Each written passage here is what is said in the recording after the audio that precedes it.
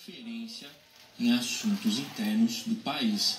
O movimento afasta ainda mais também a possibilidade de uma negociação antes do dia 1º de agosto.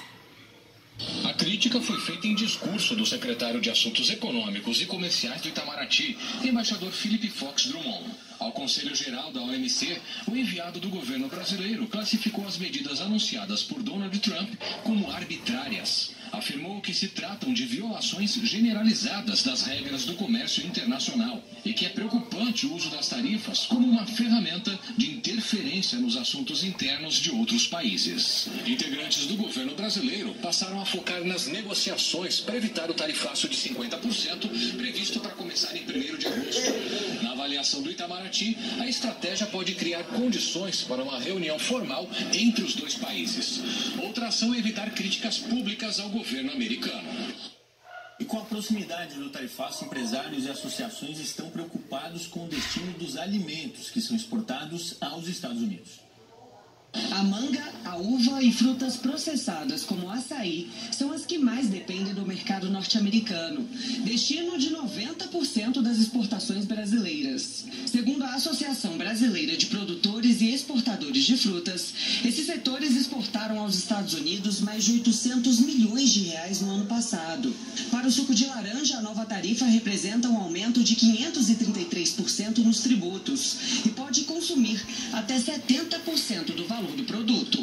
As consequências são colheitas interrompidas e comércio paralisado. Não está humano achar os alimentos para que possam faltar em algum lugar, gerar inflação, gerar desemprego. Porque aqui não vale.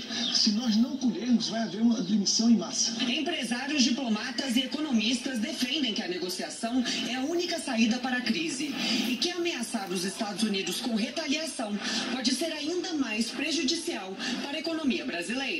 Diria que seria um grande erro utilizar a lei de reciprocidade nesse contexto, porque quando você aplica tarifas, quem está na realidade pagando o pato no final das contas são os consumidores do seu país. Então, usar a lei da reciprocidade é muito bonito em termos de discurso sobre soberania, etc., mas em termos econômicos não faz sentido para o Brasil, porque é uma briga aqui que nós estamos numa situação, obviamente, de desigualdade em termos de poder econômico. Então, retaliar seria custoso para o Brasil.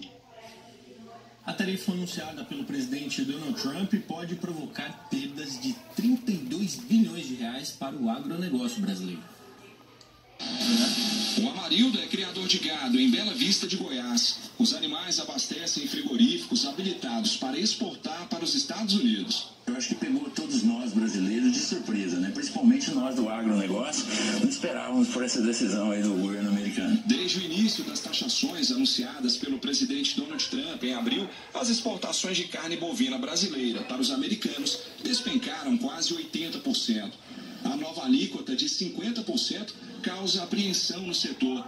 Mandar o produto para outro país não é tarefa simples. Você tem todo um processo, né, de habilitação de plantas para exportar, você tem critérios de exportação que você tem que seguir, então isso não se faz da noite para o dia. Se a taxação entrar em vigor, a Confederação da Agricultura e Pecuária projeta um prejuízo de cerca de 32 bilhões de reais para as empresas exportadoras. Os produtos agrícolas correspondem a quase metade das exportações do país.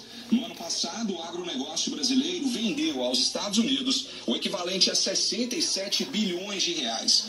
Empresários do setor afirmam que, com a nova tarifa, os negócios entre os dois países podem se tornar inviáveis. O impacto imediato é justamente isso, na questão, por exemplo, de fechamento de postos de trabalho que nós podemos ter nessas indústrias, nesses segmentos que são os mais impactados.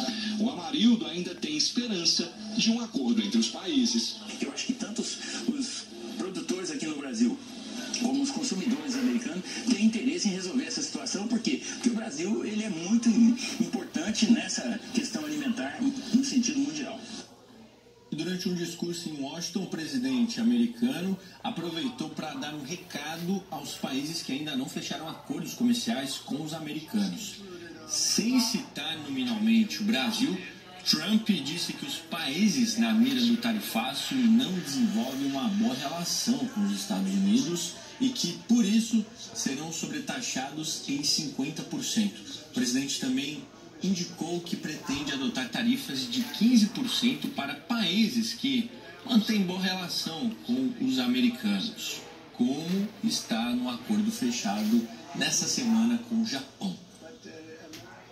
Uma entidade americana que defende as empresas do presidente Donald Trump e a plataforma Rumble pediram à justiça americana que envie para o Departamento de Estado os autos do processo que contestam decisões do ministro do Supremo Tribunal Federal, Alexandre de Moraes.